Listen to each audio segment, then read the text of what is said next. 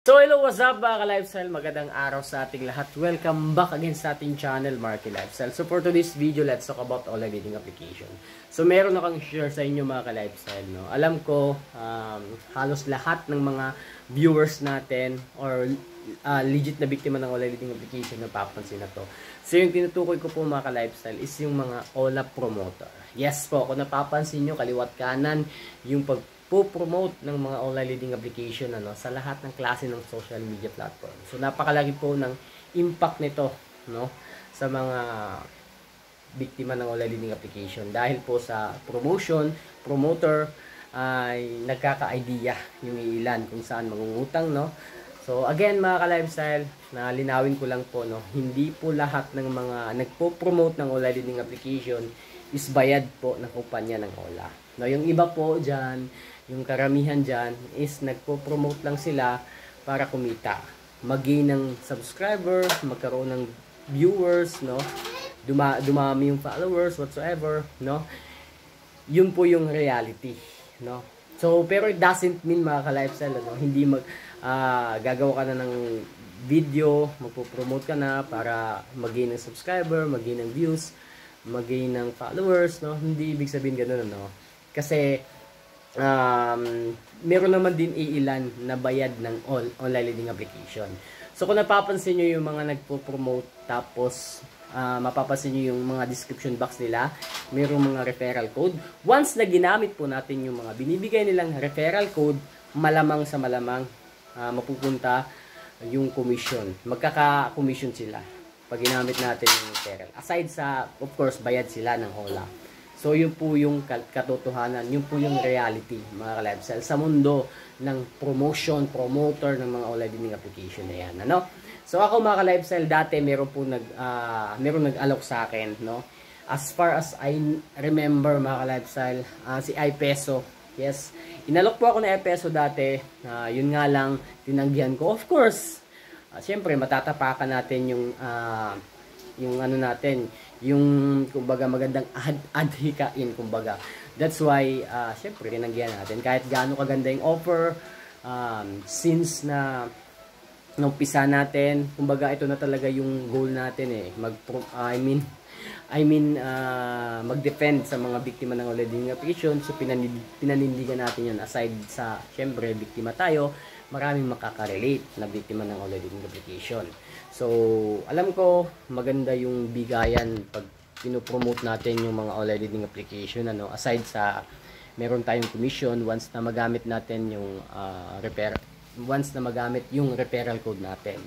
Pero ayun nga lang, yung mga nagpo-promote na nagpapanggap na biktima, hindi naman talaga biktima ng online dating application, for the views lang, for the content, for subscribers, for followers lang, hindi nila alam, hindi nila na-experience or hindi nila alam yung kaakibat na problema, ang dala ng mga online dating application sa pagpo-promote nila, Kahit sabihin nila na nire-review lang nila, in the end, tapusin daw natin kasi hindi naman talaga totally nagsasuggest sila, binibigay lang din nila yung kanilang opinion. Ganun pa rin yung mga ka-lifestyle, kasi nasa link, nasa description box nila yung link.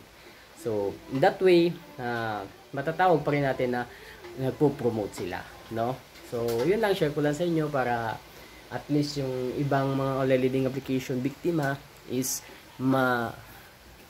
maliwanagan, na again, ako, nang gugustuhin ko talaga, pwede tayong mag-promote, pero yun nga lang, since wala defender tayo, kailangan nating panindigan na yung umpisahan natin, So, by the way, mga ka-lifestyle, pasensya na if minsan lang po tayo makapag-upload, makagawa ng latest updates about online leading application, pero sinisikap ko po talaga every now and then na mag-research, humanap ng ibang way, solution para paano i-handle yung ganitong klaseng problema, na talagang masasabi nating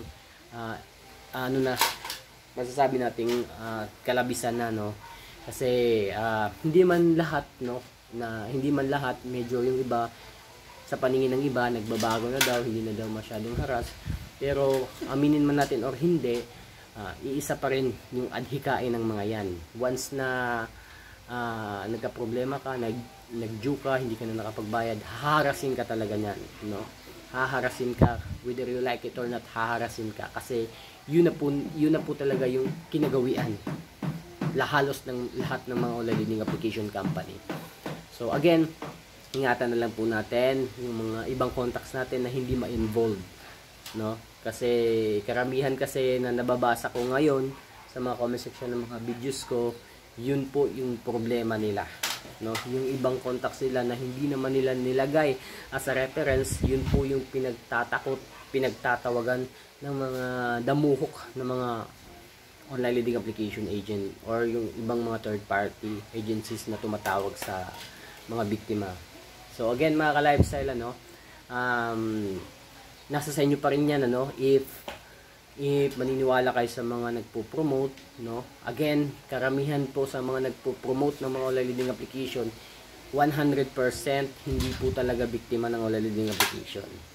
Kaya hindi nila alam, hindi sila nakaka-relate, no? Hindi nila alam yung kaakibat na dala ng problema ng online leading application. Kasi hindi naman natin talaga sinasadya or inaasahan na merong times na nagkakaproblema tayo sa pera, nasa-short tayo, kaya yun, hindi tayo kagad makabayad, so no, sa due date natin. Pero yun, I hope mga ka-lifestyle, this video will serve as a warning to those nangungutang sa mga online learning application na kung wala na talagang ibang choice, wala na talagang ibang takbuhan, ingatan na lang natin yung iba nating contacts na hindi ma-involve. Kasi malaki na yung problema mo, problemahin mo pa yung iba, no? So yun talaga yung pinakamasakit in reality. So yun lang mga ka-lifestyle. Again, sa lahat po ng mga solid subscriber natin, na especially dun sa mga bago pa lang, new viewers natin, napadaan lang, please do like, share, subscribe, and then pakihit na rin yung notification bell nang sige ma-notify po kayo sa susunod na mga interesting video na i-upload po natin. And then, pasensya na po sa mga nagko-complain na minsan yung mga videos natin medyo maingay daw, medyo malikot. So, yun po talaga yung gusto ko mga ka-lifestyle, na manunod kayo or hindi, it's up to you, no? So, yun lang mga ka-lifestyle.